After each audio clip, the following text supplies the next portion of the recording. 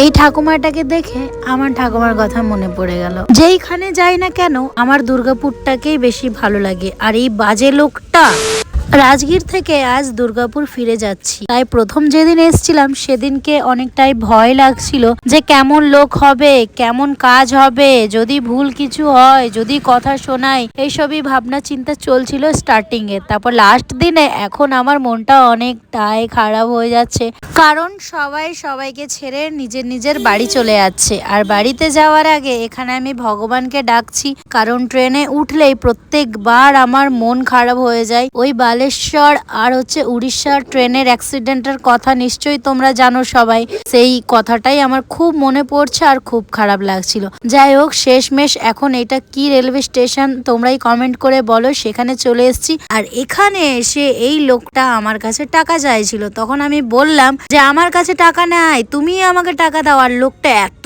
জোরে আমার হাতটা ধরে নিল না, যে কি আর বলবো, খুব একটা বাজে অবস্থা। তারপরে এইদিকে লোকটা বলছে তোমাকে টাকা দিতেই হবে, ফোন পে করো নইলে ক্যাশ দাও, এরকম করে ভিক্ষা করছে লোকটা। আর এদিকে ভাই বলছে দেখো কাকু, তুমি যদি ভদ্রভাবে বলতে টাকা চাইতে তাহলে দিতাম, কিন্তু তুমি অনেক অভদ্রতা করলে, ঠিক আছে, এরকম বললো কাকুটাকে। যাই হোক, শেষে আমাদের ট্রেনটা চলে এসছে। 11:30টার সময় ট্রেন ছিল, আমি অনেকটাই খুশি ছিলাম যে এবার ট্রেনে চাপবো, কিন্তু এই ট্রেনটা অনেকটাই ভিড় ছিল। আবার ট্রেন রয়েছে 12:12-তে, কিন্তু তখন ট্রেন পেলাম না। এখানে বসে বসে অনেকটাই মশা কামড়াচ্ছিল। আর এদিকে মৌদিদি মশার ধূপকাঠি এনেছিল ঘর থেকে, তো সেটাই জ্বালানো হচ্ছিল। গাইস, এটা হচ্ছে বড় মজা।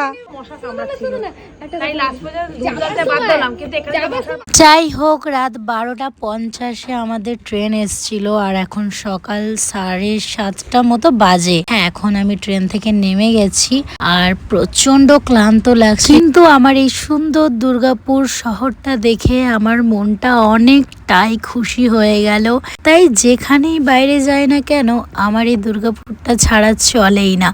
আমার বলে না, তোমরা যে যেখানেই থাকো, ধরো তোমরা বাইরে কাজে গেছো, নিজের জায়গা ছাড়া বাইরের জায়গা খুব একটা ভালো লাগে না। হ্যাঁ, 1-2 দিন সব জায়গায় ভালো লাগে, কিন্তু কন্টিনিউ বাইরে কোথাও থাকতে ভালো লাগে না। কারা কারা আমার মতো এমন আছো অবশ্যই কমেন্ট করে জানিও, ঠিক আছে। আর এখানে বাসে চেপে গেছি, আর এই ঠাকুমাটাকে দেখে আমার ঠাকুমার কথা মনে পড়ে যাচ্ছে। তখনই আমার চোখে জল চলে এলো। অনেকক্ষণ ধরে কাঁদছিলাম বাসের মধ্যে, জানো, কিন্তু কান্দার আর কত ভিডিও করব, তখন তোমরাই বলবে যে নাটক মারাই। যাই হোক, ছাড়ো, সেসব কথা বাদ দাও। তো আজ থেকে নেমে গেছি, এখন বেনাচিটি বাজারে চলে এসেছি। তো এখনো তো আমার মা বাবা ভাই বোন কেউ ঘুম থেকে ওঠেনি। তো ভাবলাম বাড়ি যাচ্ছি, তাহলে একটু গোগলি নিয়ে যাই, কারণ আমার গোগলি খেতে ভালো লাগে।